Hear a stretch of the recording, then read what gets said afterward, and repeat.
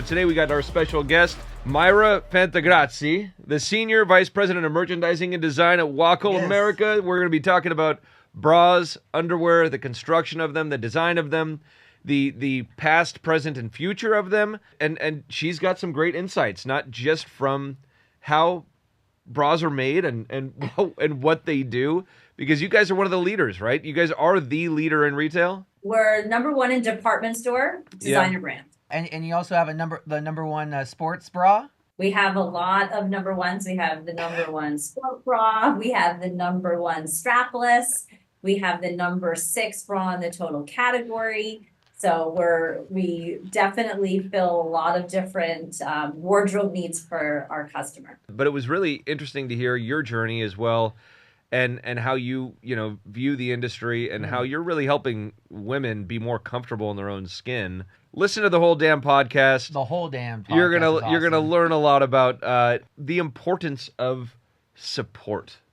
Yes, and if there's one thing that men, women, humans that we can all bond on that you find out in the podcast is we're all fighting against gravity, and together we will conquer. Do you have bras that are geared for working out? We do.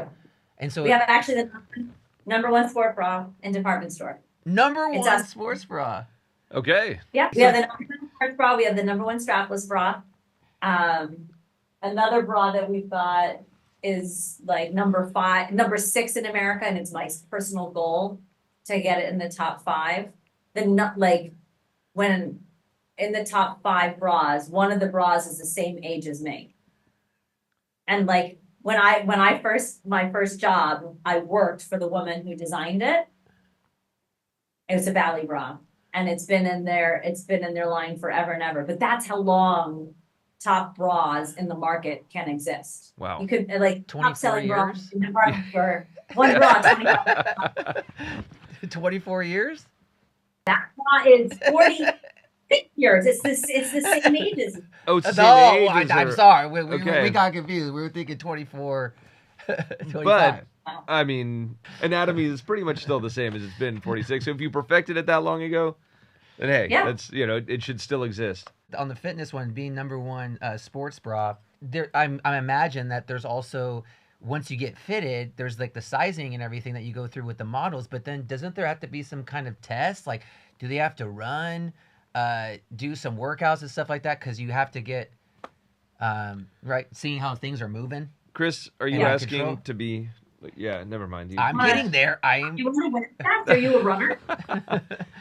I run. He's a CrossFitter. I run, yeah. Yeah. Or CrossFitter. We have a lot of women who wear our sport bra for CrossFit. Our bra is really for high impact and full bust tissue. So I say, if you're a C cup and under, it's fine. You could buy your bra that matches your outfit at said retailers. But if you're a D cup and up, there's a lot of tissue, there's a lot of weights, there's a lot of movement, and you really want to be secure so you're not uncomfortable. And that's the place that we play the most. Our bras are not like, matching your pants. They come in basic colors and a couple fashion colors, but really it's underneath that you're wearing it. We do wear tests. It's not like majorly extensive, i.e. like, putting on multiple marathon runners, but we do wear test our product to make sure that, that they're fit for purpose. I'm going to get one of those for my wife so she can try it out. Well, we're launching a new one. So the one that's our number one has been number one for a really long time. I wasn't part of the development of it. It predates me being here. But we have a new one that's launching in November that I think is going to be amazing. And that one we've done a lot of wear tests on as well. This is so it's an evolution of the first, but you believe that it's going to be better? I hope so. But being better versus beating sales are two different.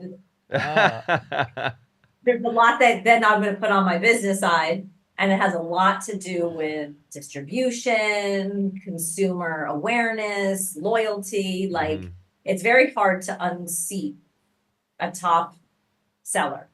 And so for the new bra to come in and beat the old one in sales is a tall order, considering how successful that bra is. Could take But decades. I think if you just put it on a person who, they're try on this one, try on that one, I think they're going to love it. Well, great. I'm looking forward. Well, I'm not looking forward to it. I think my wife will be looking forward to it. No, yeah, we can't. I don't think we can. Obviously, we can't relate on the breast side, but I think we can find some kind of correlation with underwear, right? Like, and that's what I was saying. Like, with fitness underwear, like as men, and you worked with Jockey, right? You were working with men there, so it's like, I mean, dude, it was when you found the one with the pocket, the little pocket in there, dude. And that handles the weight. I'm totally fine talking about this. The boxer thing is bullshit. Mm-hmm. Dudes that wear boxers, but we grew up on that. That was because you got made fun of if you wore tighty whities. Yeah, dude, it was like had the boxers. They had to be kind of sticking out, so you showed that you were wearing boxers. Oh yeah, well you were a sagger. I was not. What? Dude? Yeah, I didn't want to be a little cholo, whatever. But yeah, you had to recognize where you came from, Holmes. But that's the support. I totally agree. Like that's once you find like. I'm gonna put a plug out there for Saxx, SAXX. Have you've heard of this brand, right? Great socks, by the way. They do really good socks. But they like there's a support system in there that will ensure that my testicles aren't going to be down by my knees when I'm 60, and that's an important thing. It's probably the same thing for women when they're thinking about their breasts over the long term, right?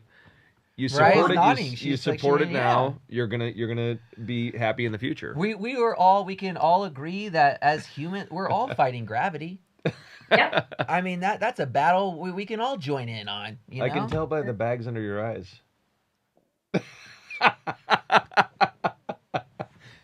Love you, bro. Miryha. You see.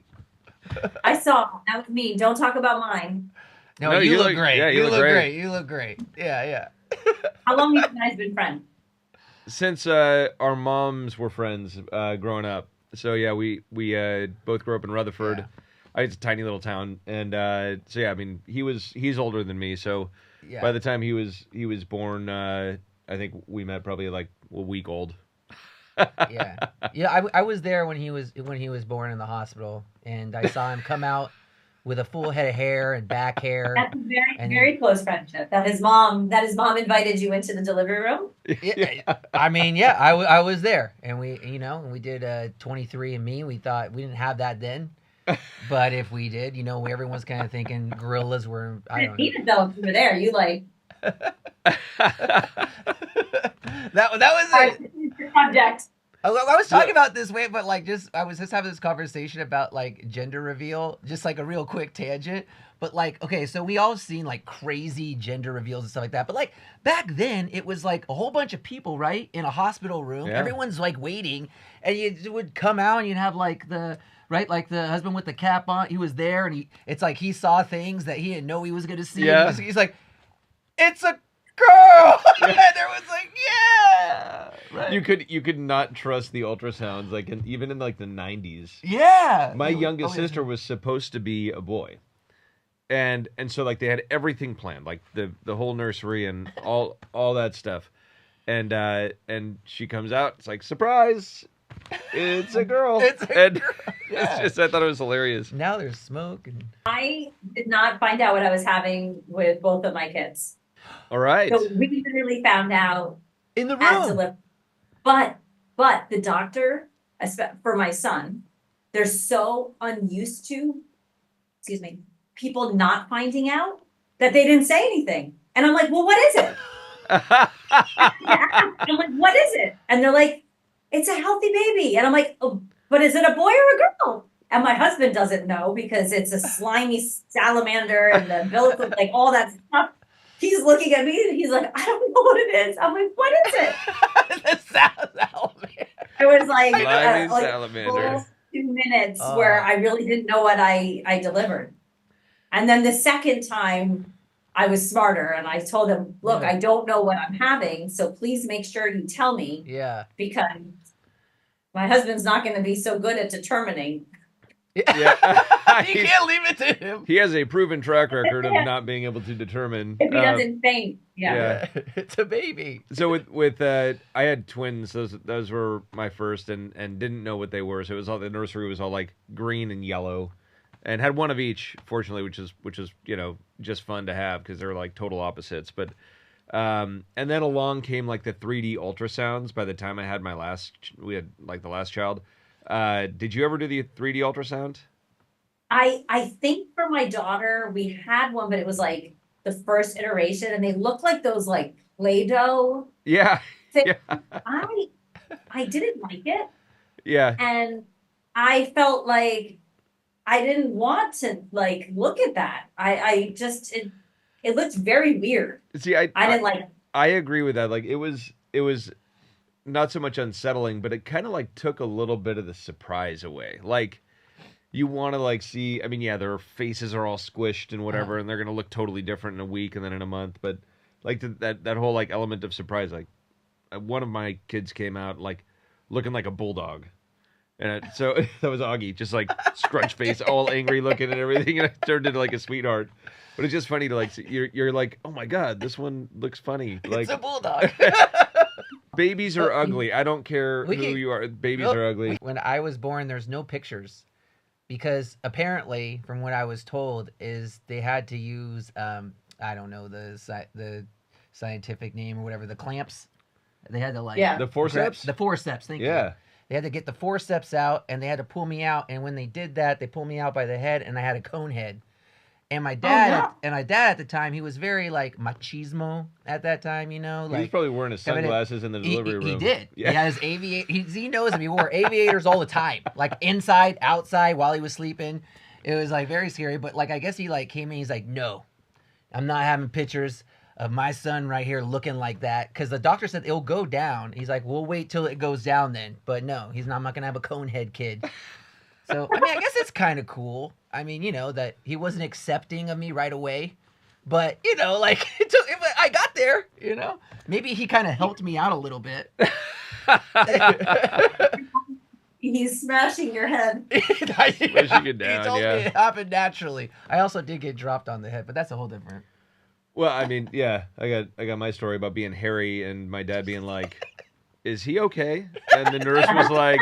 The nurse just said they come in all different shapes and sizes, and that was it. Yeah. I had hair all down my back and everything. But speaking of different shapes and sizes, yes. Smooth transition right here. Nice. Okay? Smooth transition. Nice. Get us out. I want to hear about the model, the form you have in the background, and kind of how your process goes when it comes to measuring. Because I see it back there. The creepy thing in the background, but I know this is an extremely important tool, and I don't know how many of those you have, because I mean everybody comes in all different shapes and sizes. But we actually don't fit on the mannequin. Okay. So these are very fancy ones. But honestly, at this point, I use it for decoration. Okay. But our designers will use the mannequins. They're made of muslin, and you can pin into them. So when they're working on things where they want to work on the drape, where they want to see how the fabric flows, which is usually things more like chemises or camisoles, not necessarily bras, they'll drape on the mannequins. Okay. But we do all of our fit on real women. Yeah. So we have 11 different models that come in all week. So we have like have a piece of paper somewhere. We have a fit schedule, and on Mondays, size 34C, 38C come in. Monday's a light day. Tuesday, Wednesday, and Thursday are heavier days. We have the 34D in, the 38 triple in. We might have the size medium in. I probably should look at this on a piece of paper, but we have a series of different sizes that come in each day. 34D is our base size for Wacoal, and 34B is our base size for Be Tempted, which is I didn't even mention that. We have a diffusion brand. It's our more contemporary, younger, less coverage brand, also sold in department stores and on our site. But so the base size for that is a 34B, Be Tempted. And then for Wacoal is a 34D. So when we're making our prototypes, when we're just like working out what fabrics we want to use, what the silhouette should look like, what the functionality should be, we start on that 34D. And we get that kind of balance, right? Of course, then we cost it and make sure it's manufacturable and all that stuff. And that all happens in our like line development process. But once we adopt a style and we say we want to move forward with that, then we start to look at it on these other sizes. So there's 11 other sizes that will come in. And they're strategic sizes that allow us to see how the fit looks. And so that we could make modifications based on, like, not all things get bigger as women's size is larger. So like your breasts get bigger, but you don't necessarily get taller. Your breasts might get bigger, but you don't necessarily get more space between your breasts. In fact, it's the opposite. The larger your breasts, the less space you have here. So on a small size bra, this is called the center front. This could be bigger. On a larger size, it gets smaller because the breast is taking up more of that space.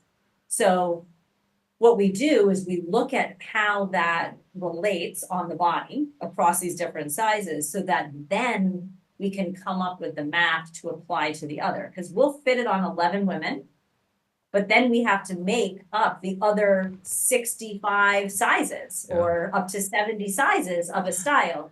And it's all, there's the art of getting those base sizes right. And then we call it the science, almost the math that mathematically aligns so that the pieces get bigger in the right way, depending on the style line. Got it. So that's the other thing, like, again, I have a lot of pride in the brand, but just to double down on that pride, it costs a lot of money to run a fit studio like this. Like Wacoal, like our design studio, is a huge investment for the company.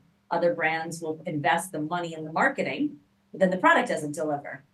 We invest in the product development and the process of it. So you have 11 different models coming in every week. I can't expose how much they make, but they make a lot for an hour. I was going to ask, is that a full-time position, or is this a part-time sort of like role that they do? It used to be, so like back when I started, the fit models, there were, these, now there's more sizes because we're fitting more sizes because the American population is so much bigger and we want to get it closer to right or right. At the time, there was about 7 different standard fit models and all the brands use them. So it was a full-time job. So the 34D would come here to fit with us, and then they'd go up the street and fit with Bally, and then they would go over and fit with Warner's, and then Maidenform. And so they would fit, all the different design teams would structure and build their bras on the same women. It's not like that anymore because most of the other brands don't fit in New York anymore. And most of those women who made a career out of being a fit model have retired since COVID. So we have new women that are our fit models, and they flex more between intimate, swim, and ready to wear. They're not as intimates only focused because there aren't as many brands doing it. So it is a full time for a fit model, but they spread their time differently than they did 15 years ago. Yeah, don't they have to, if you're sizing them, isn't there a certain time that they have to keep a certain, I guess like their certain figure, or they can't fluctuate? I right? imagine full time. Yeah, full time. Month. Yeah. The first week of every month, we measure every one of our models. Yeah. I mean, because that alone's got to be. If we fall out of measurement, it sends the whole equation. Yeah. Now, of course, like things happen in life. Someone's getting married, maybe they lose a couple pounds. So we try and, understand chemo. But like if you're eating cheeseburgers and changing size between week 1 and week 2, we do have to have conversations and sometimes move on because You have to keep the measurement. That's what you're paid for. It's different than me and you, right? Yeah. I mean, yeah, it's different. Yeah. I fluctuate like 5 pounds a day. There's fluctuation. Yeah. I weighed myself this morning. I'm like, damn. I had the flu last week, and I was like, now I'm like, all right, I'm gonna keep this off. I gotta. Oh yeah. That's benefit in something like that. Like when you come out, you're like, oh, yeah. all right, can I hold on? We're all like one flu away from our goal weight. One flu away. It's got to be a good flu, a good one. For every 7, as a general rule of thumb, 7 pounds equals a size. Oh. In a bra. So if you lose 14 pounds, you've probably changed 2 sizes. When you say size, you're saying cup size, or you're saying bust? Because bust is going to be either. Okay. It could be either. So 7 pounds could affect your cup, or your band, or both. Everybody carries their weight differently, so it's not so specific that it's always in one place or the other. But generally, we recommend if you've lost 7 pounds, it's time to get refit. Okay. Is it also true, like majority of women's breasts, that one is bigger than the other? Yes. Okay. And because that's gotta be everybody.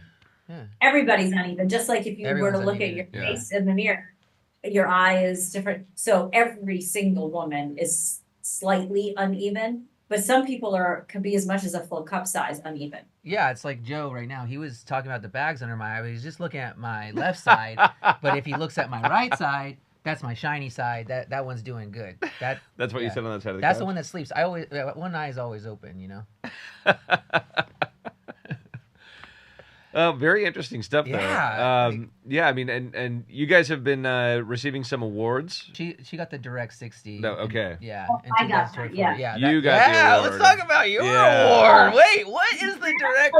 Can you tell us a little bit about it, though? I mean, since you hit the subject, the Direct 60. Yeah, no, I mean, it sounds great. I mean, it was a very nice acknowledgement by fashion industry of just sort of my performance in my role within the industry. So well, congratulations. Yeah, congratulations. That is awesome.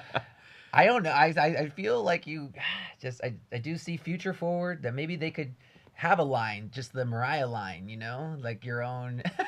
Let's just get one of those. Just a couple more SKUs. I can negotiate. I mean, that's the beauty of being here. Wacoal is a very product-focused company. And that's, really why I've stayed so long, is because they're invested in like what my team does.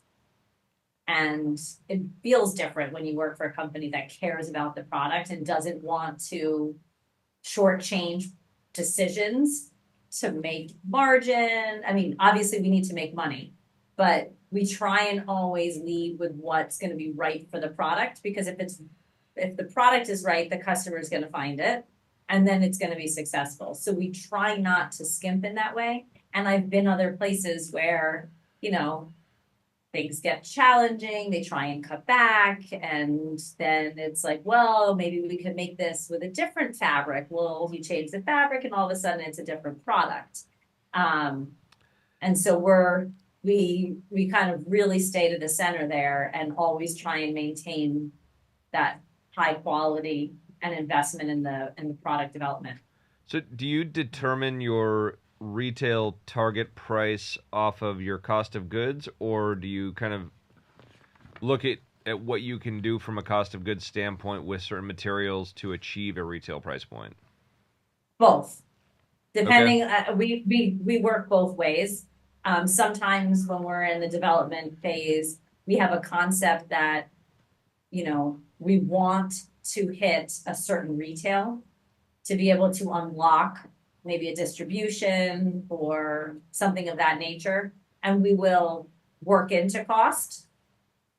Other times we're working against a white space that we're trying to deliver something for the first time. And obviously we there are barriers to what retails you can charge.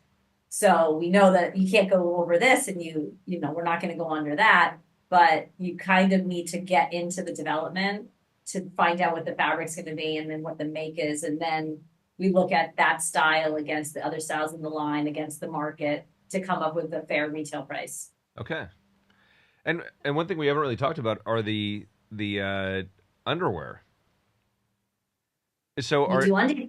I guess one thing I'm curious about is, do you see what percentage of women are trying to match their bras to their underwear? It's very, I don't have a true statistic on that, because anytime we've done market research, it's very interesting. What people say versus what people do are very different things.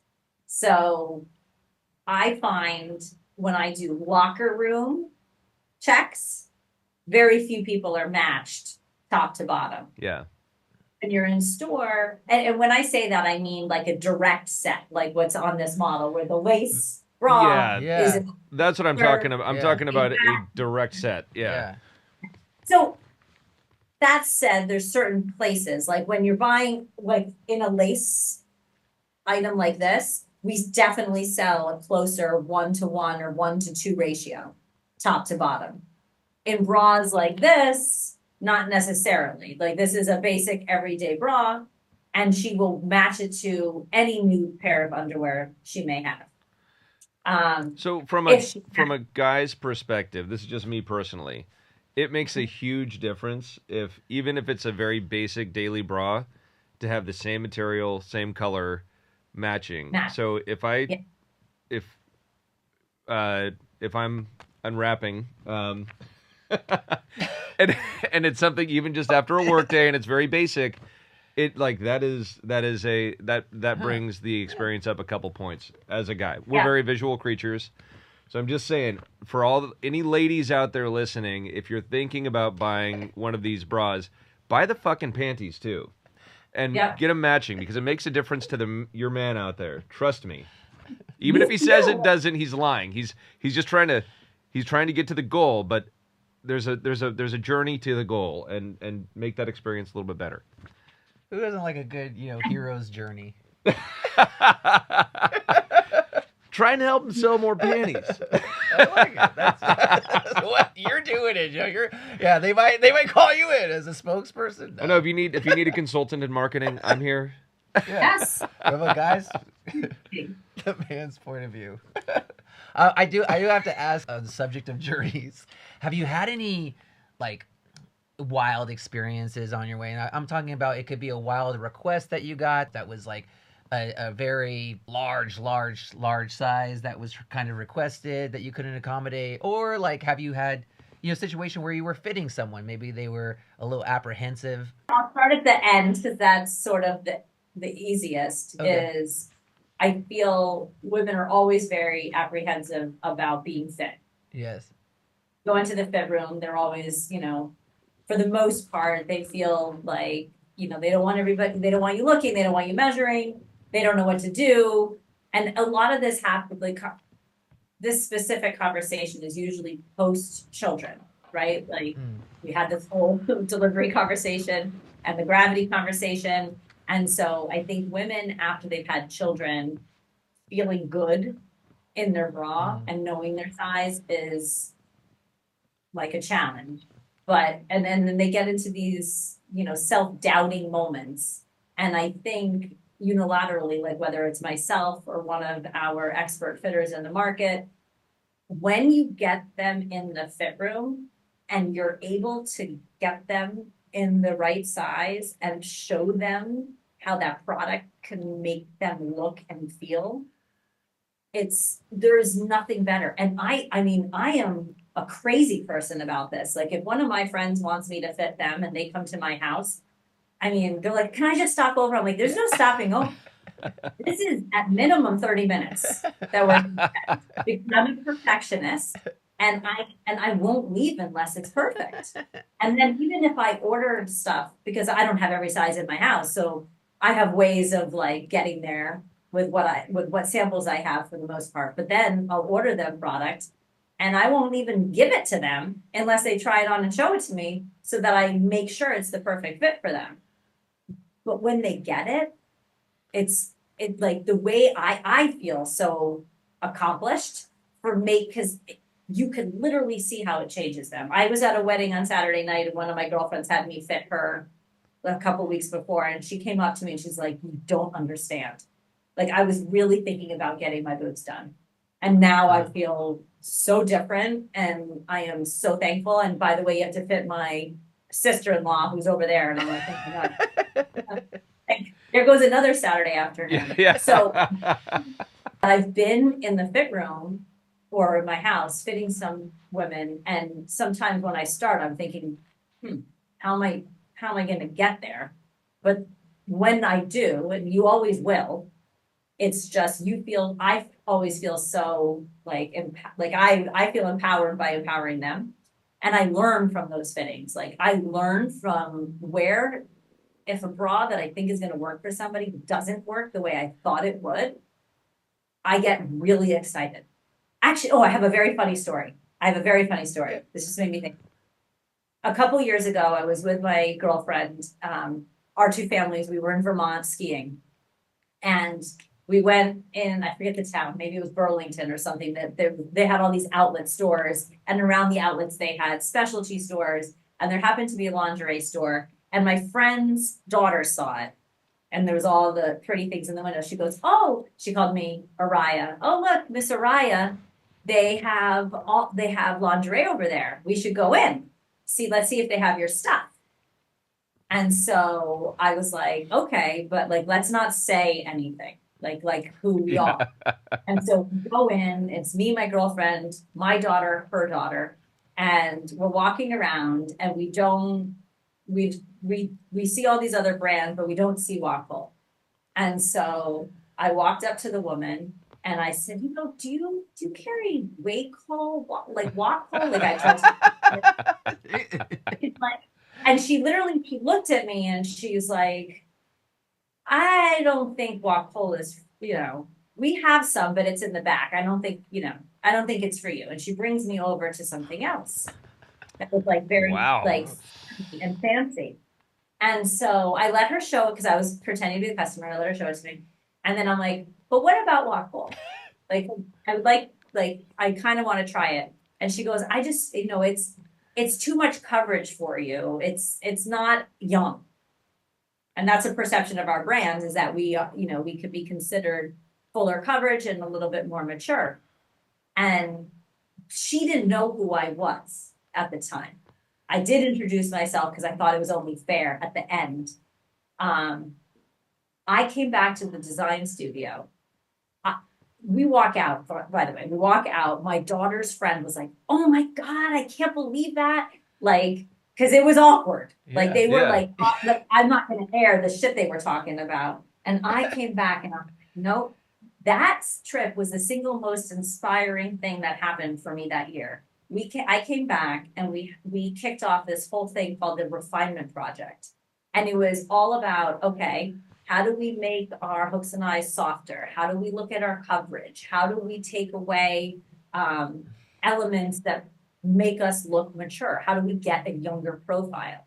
And so I came back from that supercharged. So I actually find more inspiration in when we don't satisfy somebody or something, or when somebody insults me or the product in a way that's constructive. It's a challenge to say, okay, well, how can we think about it different?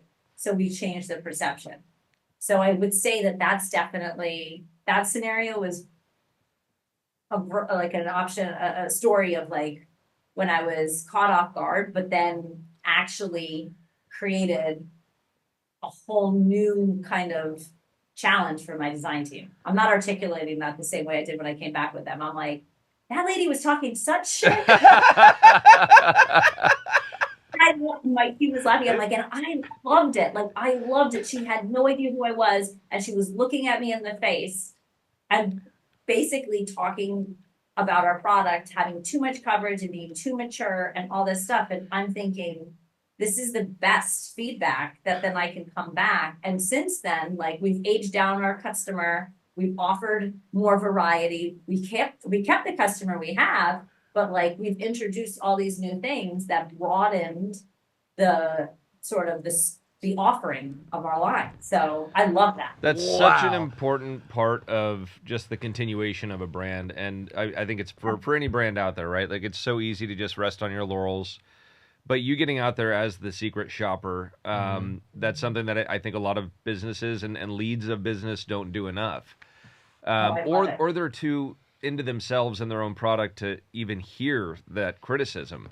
But if you can hear it and react to it in a positive way and then evolve, you're going to progress. And that's something like we've gone through multiple iterations of our wax dip because servers would try to guide me away from buying a bottle of Belle Gloss without me telling them I own the brand. I'm like, fuck you, bring me a bottle of Belle Gloss right now. I don't give a shit. I'll open it for you. But no, it's, but you hear they find it too hard to open. They used to, and that put us in a position of like, hey, we got to make this better. We need the service staff to feel like they're confident going tableside. How do we do this? Right. And so we've evolved over a series of different wax iterations to finally come to a point where it's easy to open. It's easier than cutting a foil off. I always cut myself on the foil. Yeah, so not with Belle Gloss. Not with Belle Gloss. You could just pull it off with a pinky and just go right to the cork. So. But it is so important with any industry to be able to get out there and be that secret shopper. That's something we've actually never talked about on the podcast, where, being involved in the market and hearing your customer or hearing the gatekeeper in that case, like the woman working the front of the store who is trying to guide you away, saying like, oh, that's too old for you. It's, that's a great experience. And look what you took away. And now look where the brand is resetting itself, along with keeping its core consumer. So that's awesome. And what a way to truly listen. Yeah. I mean, I think that's really great too. Like when it's that's got to be hard because, like you said, they're talking shit, but like to be able to truly listen to the details and come back in action. Yeah. I mean, that's awesome. So yeah, that's great. You both do that. I mean, you listen better than Joe, but. What? I can't hear you. It's only because I can't hear that well. It's what.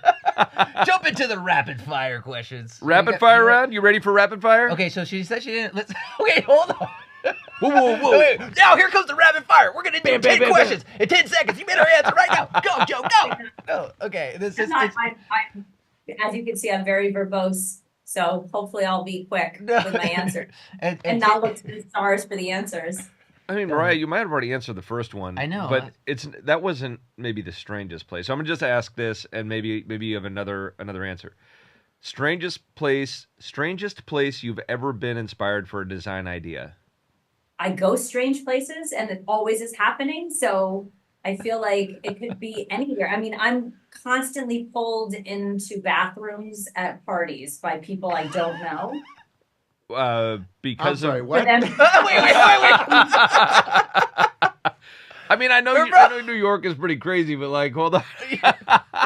And I live in the suburbs now, and it's happening there too. But no, seriously, like people are always taking off their shirts for me and asking me to fit them. So it's not necessarily this. That activity happens everywhere and anywhere. Yeah. And and I think that also speaks to how much women want to be fit. Yeah. And how you've got to do, and that's what we did in mybraFit, but like we've got to bring service to the customer because they're desperate to know what to wear, that they'll literally just take their shirt off. They just want guidance, and they look at you as the pro. Yeah. And it's all ages. Maybe if that's what they were doing at Diddy parties, it wouldn't be such an issue. No, don't bring. Let's get back to the rapid fire. Don't bring up. We're on a good note. I'm just saying, man. I can't wait to see who goes down in that, man. Those are all weirdos.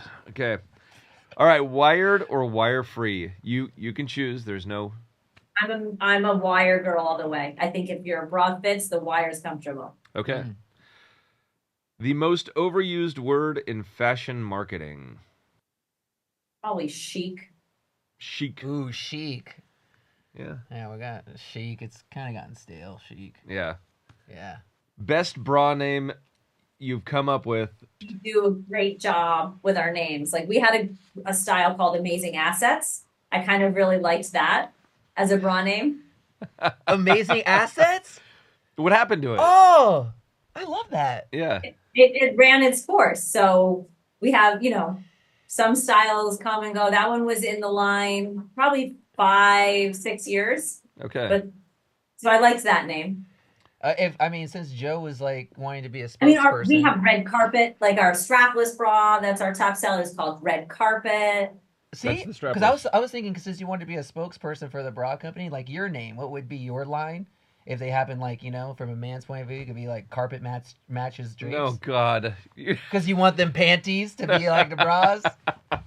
Carpet matches drapes, dude. That's right. Maybe that wouldn't be a name for a product. That'd be more of a marketing. Well, whatever. You guys work it out. Yeah. Okay. Yeah. All right. The most absurd request you've ever gotten during a fitting or a shoot. A lot of times women are looking for like one thing that solves everything, and that is impossible. So like I always say, like, I can help you with 2 things, but 3 is too much. So if you want lift and you want, no show through, like you might still have, or like in shapewear, that's the one I always get it. I want this sucked in, I want this smooth, but I don't want anything to come across like all over the top. Yeah. I'm not a doctor. I can't give it suction. It goes someplace, like I can move it, but it ends up somewhere. So I feel like yeah, it's a request that's just like that third piece. I could do 2, but not necessarily 3. Yeah. What are the top 3 mistakes a woman would make when selecting a bra? Most of the time, women buy their bands too big because they feel like it'll be more comfortable, that it's not going to pinch, on their back and leave marks. But in reality, 70% of the bra support comes from the band. So if the band is too loose, what happens is like you want the band of your bra to be level with the ground. If it's too loose, the back rides up, but then what happens in the front? The boobs fall down. So you really want to make sure that the band is secure around your rib cage, and that if you put your hand in the back or 2 fingers in the back, that you really can't pull it away from the body more than like a 1/2 inch. And that's like, you should have a snug, not uncomfortable fit around the band. And then the other thing I always see is that women don't adjust their straps. Like we have these adjusters in the back, so that depending on what height you are, I'm 5'4", some customers are 5'8", some are, 4'11". The reason that we have a strap with an adjuster is so that it can accommodate all these different women's height. But when we ship it to the store, it's in a locked position, not locked, but it's in one spot. So when you get home or in the fitting room, the first thing you should do is also adjust the straps. So you want to make sure the band is level to the ground. You want to make sure you've adjusted the strap. And there too, you want to just be able to slide 2 fingers under your strap. And if you can lift it up more than a 1/2 inch, it's too loose. So you want to make it a little tighter. All right. And then last thing that you want to look for is that when you look in the mirror, that your breast tissue is like, this is hard, is in between your shoulder and your elbow. So if that midpoint is lower, you're not getting enough support from the bra. And so a lot of times it's a combination of you're wearing either too big of a cup and it's not supporting you, or your straps aren't adjusted, or your band isn't working. But like the final check is you look in the mirror and you see where your tissue is, and that's how you know if your bra's fitting. So. All right, I'm gonna be looking at my wife now and be like, hey, you gotta lift that up a little bit. Well, actually, just the other day, my girlfriend was asking me again. She's asked me a couple of times to adjust her bra for her because she needed to have it adjust, and I it's crazy because it's like, as a guy, like, forgive me, but like, it's like, I don't want to take it off, but like, and I can do that blindfolded, but now like, she's like, no, that's not, so I'm like, it's off. You just took it off again. I'm like, that's all I got. That's all I got. I need to learn. So. You gotta study this. You gotta study this to be a good husband, boyfriend. Yes, and I'm happy now. Now I'm gonna be able to put it on. I can like adjust. Yeah. You have a reason to touch it now. That's what you're saying? God, pervert. Your reason. All right. If you had a collaboration with a wine brand, what would you call the wine? Like, we don't use this description, but like the the perfect, if there's such a thing, shaped breasts are like a martini. Like the martini, like the shape of a martini Like a glass, coupe, like a coupe.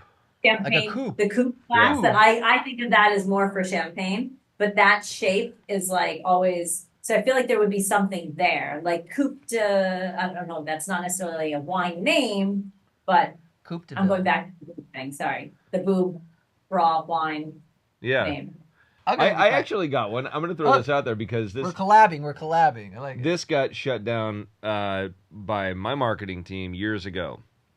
You know the Bell Gloss, like that the sweep of the wax on the bottom. Yep. It always kind of reminded me of the like chest line, like of a woman in a décolletage. beautiful. Oh. Yeah, so décolletage was a name for kind of a secondary brand we were working on. But all the I see. all the ladies in marketing were like, "No, it's sexist," and I was like, "All right." I didn't see it that way. I looked at it like it's this beautiful, like the chest part, and like you think of like a beautiful dress and kind of like this, you know, pearls or something. Like it's just That's classy. the part of a female frame that like doesn't ever age. Like the décolletage is always like the collar through here is always the sexiest part, no matter what age you are. So I disagree with your marketing team. God damn it! Well, if you're looking for a job, just come over. Coupes and décolletage. I like it. Coupe. I'll have a coupe of the décolletage. Yeah. There you go. I like it. Yeah. Okay. All right. All right. I think we're like, this has been an awesome time, Miryha. Yeah. Like, thank you so much for joining us. It has been a pleasure. I hope we can get together in New York sometime. Yes, you come here infrequent? Maybe once a year. I get out there to New York itself. Usually try to kind of round up a northeast trip, but usually stay in Manhattan. So yeah, of course, always love seeing Alex up there. Who you know, Shout out to Alex.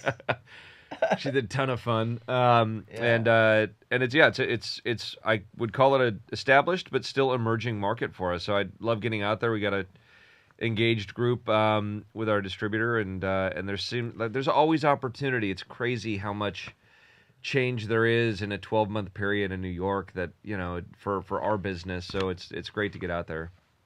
How much of your business is done restaurant versus wholesale to consumer? So we're the way we look at it is like on and off premise. So like a restaurant would be an on premise, retail would be off. So we're just over 50% in off premise. We're actually kind of similar to you when it comes to e-com versus retail. So high 40s overall in restaurants, and that's for our business. That is a very heavy mix of business in the restaurant world. Usually we're probably 20 points ahead of, you know, the average, if not more. Retail, that's great. Retail's where people want to be. And in our world, well, yeah, so like e-com, I'm imagining you make more money on e-com. And for us, we make more money at retail from a like bricks and mortar retail store. Just because of our pricing. So we try to incentivize restaurants to carry our wines for more exposure. I look at that as kind of a marketing expense in a way. And so it's just funny, we're kind of opposites in that way, but that's where, you know, people will quickly get on the gravy train of retail and say, you know what, restaurants don't matter anymore. We're making more money at retail, so let's go 80% of our business retail and push towards that. So it's interesting. We're holding ground, growing both, so that's what our goal is. So, but lots of restaurants in your neck of the woods, and Connecticut's been phenomenal too. So, love getting out to Connecticut as well.